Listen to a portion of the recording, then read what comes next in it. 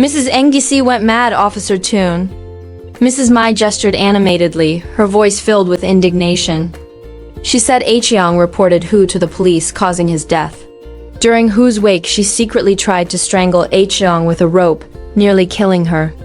If Nun, a neighbor, hadn't come back for his jacket and caught her, Acheong would have died. Can you imagine a mother that cruel? Mrs. Mai slammed the table, tears streaming down her wrinkled cheeks. I was stunned, not expecting the story to take such a horrific turn.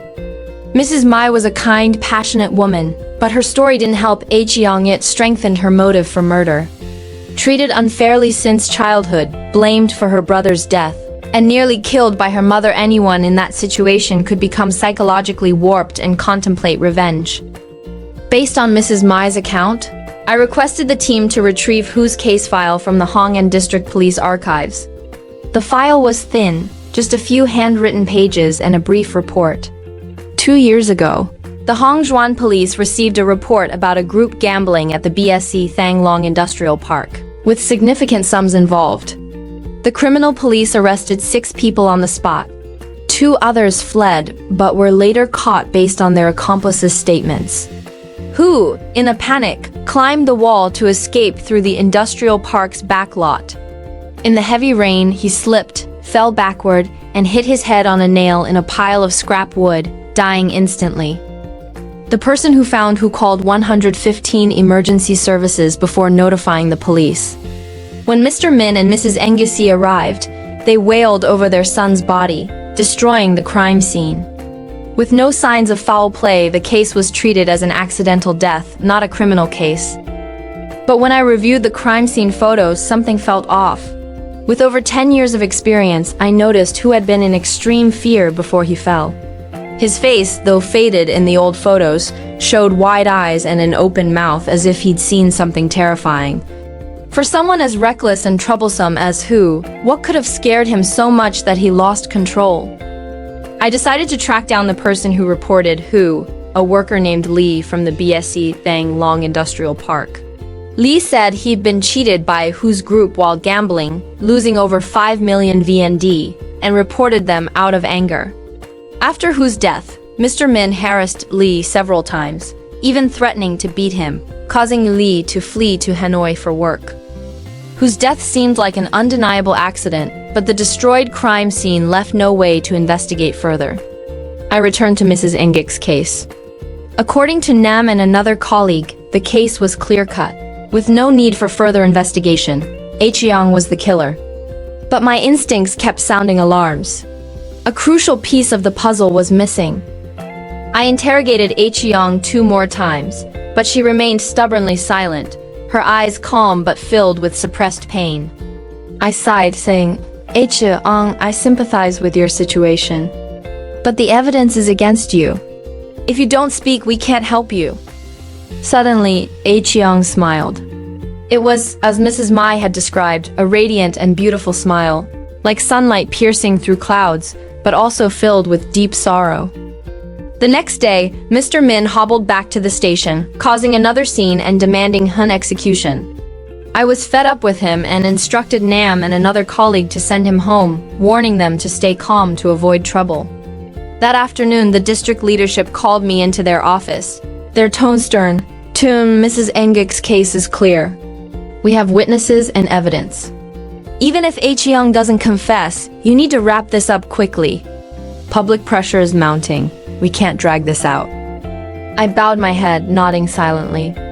I reviewed all the evidence. Hun DNA on Mrs. Engik's body, Mr. Min's testimony, and no counter-evidence to dispute it. All arrows pointed to Acheong. Prepare the case file for the court, I said to Nam, rubbing my throbbing temples as we neared the end of the shift. He nodded and began organizing the documents. Just then, a colleague knocked on the office door. He brought in a woman, Miss Ho, accompanied by a 6-year-old boy. She looked sharp but nervous. Miss Ho introduced herself as a resident of Hongjuan living near Mr. Min's house. She pulled out a cheap knockoff gaming device, the kind sold at electronics shops, opened a video, and handed it to me. When I watched the video, I was stunned and shouted, Nam, hold on! We have new evidence in Mrs. Engek's case. Nam rushed in, eyes wide. What's going on, Brother Toon? Where's this video from, Miss Ho? I asked urgently. My son recorded it, Miss Ho replied, pointing to the boy clinging to her side, named T. Ms. Ho explained that she and her husband worked in central Hanoi, and T was cared for by his grandmother in Hongjuan. T loved playing games, so she bought him a cheap device for a few 100,000 VND. Echiang was fond of children and often played with T, teaching him how to use the device, download games, and learn spelling and math. On the day of the incident, T went to Hun House to play, and accidentally witnessed Mr. Min brutally killing Mrs. Ngc. Terrified, the boy accidentally pressed the record button, capturing the entire event but was too scared to tell anyone. I was about to delete the video to free up memory when I saw it, Miss Ho said, her voice filled with worry. I thought I had to bring it here so you could uncover the truth. Thank you, Miss Ho. Thank you, T, I said sincerely. We need to keep this device as evidence, all right? Miss Ho nodded in agreement. I immediately led the team to arrest Mr. Min. At first, he denied everything, shouting and screaming, but when shown the video, he jumped up, cursing loudly, his face contorted with rage.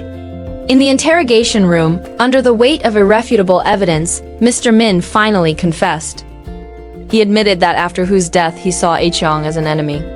According to him, Echiang had stolen the intelligence that should have belonged to Hu and wasted money on her university education, burdening the family. That lazy girl only knew how to study, not work. Mr. Min shouted, his voice dripping with resentment. Nam, furious, pointed at Mr. Min's face. Ong excelled in school and got into university. What does that have to do with Hu? He ruined himself. You know nothing, Nam. She studied all the books, so what was left for Hu? She stole his opportunities. Mr. Min retorted, his voice hoarse. Then why did you kill Mrs. Ngc? I shouted, unable to contain my anger. I wanted that girl to be shot. Mr. Min screamed, his eyes bloodshot. Hu was dead, so what use was Mrs. Ngc? Could she give me another son? She's dead. I'll marry a young wife, have a son, and continue the Nuon family line. Nam, unable to take it anymore, threw his pen on the table and stormed out of the interrogation room, his face red with rage. I was seething too, but forced myself to stay calm. Mr. Min, heaven sees all. Now you're the one facing execution, I said coldly. I've seen many cases, but a father killing his wife and framing his own daughter was something I'd never encountered. The case was quickly brought to trial. Mr. Min was sentenced to death for murder and false accusation. The day Echiang left the police station, I stood at the gate comforting her. Echiang, you can start a new life now. Be strong. Echiang smiled, bowed to thank me, her eyes glinting with a spark of hope.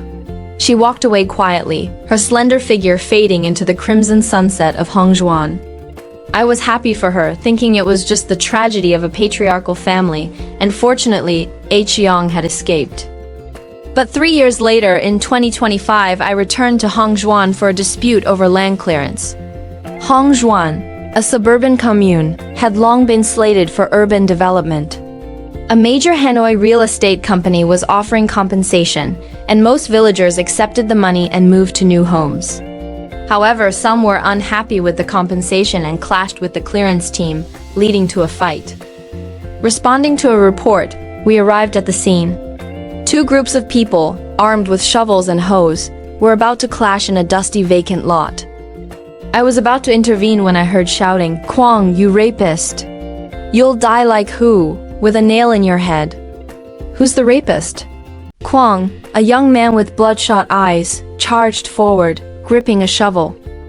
Than, another young man holding a wooden stick, shouted, "Everyone knows! You and Hu raped Echiang. The whole village knows." Shut up! Mrs. Mai rushed out with a broom, hitting Than and yelling, "Don't spread lies, Than!" Shut your mouth.